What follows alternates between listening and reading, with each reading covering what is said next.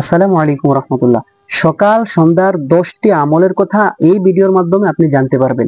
প্রিয় দর্শক, সকাল সন্ধ্যায় এরকম 10টি আমল আছে যে 10টি আমল করলে আপনার বালা মুসিবত দূর হয়ে যাবে, বিপদ আপদ দূর হয়ে যাবে, সারাদিন আপনার শরীরটা সেফ থাকবে, কোনো জিন পরে আসর করতে পারবে না, এমনকি কোনো গাড়িতে অ্যাক্সিডেন্ট হবেন না, আগুনে পড়বেন না, আপনার শরীর আগুনে পড়বে না, কোনো পোকামাকড় বিষাক্ত জিনিস সাপ বিচ্ছু এই জন্য এসব কিছু কামড় দিলে আপনার শরীরে কোনো বিষ লাগবে না।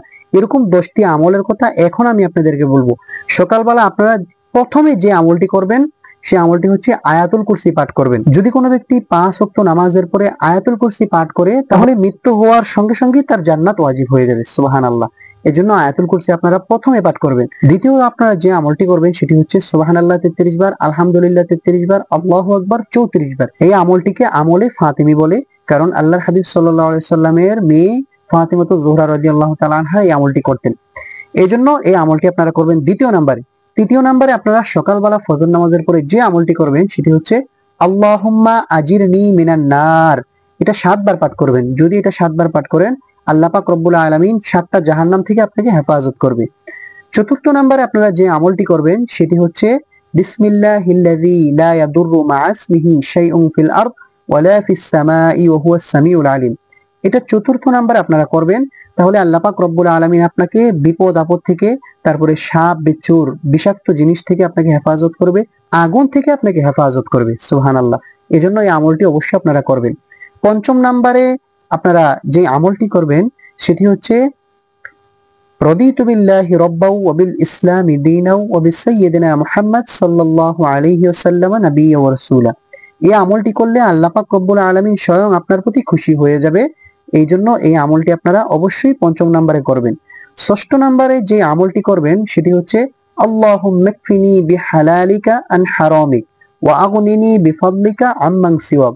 আল্লাহর হাবিব সাল্লাল্লাহু আলাইহি সাল্লাম বলেছেন, যদি কোনো ব্যক্তির পাহাড় পরিমাণ, উহুদ পাহাড় পরিমাণ ঋণ থাকে, সে যদি এই দোয়াটি পাঠ করে তাহলে আল্লাহ পাক রব্বুল আলামিন এই উহুদ পাহাড় পরিমাণের ঋণ দূর করে দিবে এবং তাকে বহুত নাজ নিয়ামত দিয়ে তাকে ভরপুর করে দিবে। এজন্য ষষ্ঠ নম্বরে অবশ্যই আপনারা এই আমলটি করবেন। সপ্তম নম্বরে যে আমলটি করবেন সেটি হচ্ছে লা ইলাহা ইল্লাল্লাহু ওয়াহদাহু লা শারীকা লা লাহুল মুলকু ওয়া লাহুল হামদু ইউহয়ী ওয়া ইউমীতু বিয়াদিহিল খায়র ওয়া হুয়া আলা কুল্লি শাইইন কাদির। আল্লাহর হাবিব সাল্লাল্লাহু আলাইহি সাল্লাম বলেছেন, যদি কোনো ব্যক্তি এই দোয়াটি একবার পাঠ করে তাহলে আল্লাহ পাক রব্বুল আলামিন 10 লক্ষ নেকি তার আমলনামায় দিবে। সুবহানাল্লাহ। এজন্য সপ্তম নম্বরে আপনারা এই আমলটি করবেন। অষ্টম নম্বরে যে আমলটি করবেন সেটি হচ্ছে আউযু বিকালিমাতিল্লাহিত তাম্মাতি মিন শাররি মা খলাক। এটা অষ্টম নম্বরে আপনারা করবেন। এটা করলে আপনার যত রকমের জাদু বানটোনা আছে সেগুলো থেকে আল্লাহ পাক রব্বুল আলামিন আপনাকে হেফাজত করবে। যত প্রকার কুপ্রবৃত্তি আছে সবকিছু থেকে আল্লাহ পাক রব্বুল আলামিন আপনাকে হেফাজত করবে। নবম নম্বরে যে আমলটি করবেন সেটি হচ্ছে লা ইলাহা ইল্লা আনতা সুবহানাকা ইন্নী কুনতু মিনাজ জালিমিন।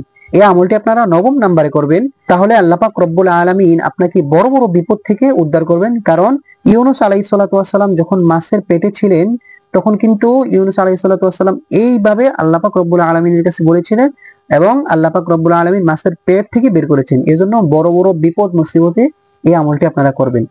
দশম নম্বরে 10 নম্বরে যে আমলটি করবেন সেটি হচ্ছে আউযু বিল্লাহি মিনাশ শাইতানির রাজিম 10 বার পাঠ করবেন। বিসমিল্লাহির রহমানির রহিম 19 বার পাঠ করবেন।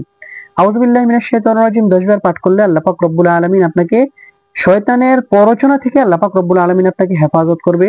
বিসমিল্লাহির রহমানির রহিম 19 বার পাঠ করলে জাহান্নামের যেই ফেরেশতারা আছে সেই ফেরেশতারা আপনার বন্ধু হয়ে যাবে। সুবহানাল্লাহ। এজন্য অবশ্যই আপনারা এই 10টি আমল সকাল এবং সন্ধ্যায় করবেন, তাহলে আল্লাহ পাক রব্বুল আলামিন 24 ঘন্টা আপনাকে হেফাজত করবে। প্রিয় দর্শক, যদি ভিডিওটি ভালো লাগে তাহলে অবশ্যই একটি লাইক দিবেন এবং সাবস্ক্রাইব করে পাশে থাকবেন। একটি শেয়ার করে দিবেন যাতে অন্য মানুষও এই শেয়ারের মাধ্যমে শিখতে পারে। আসসালামু আলাইকুম ওয়া রাহমাতুল্লাহি ওয়া বারাকাতুহু।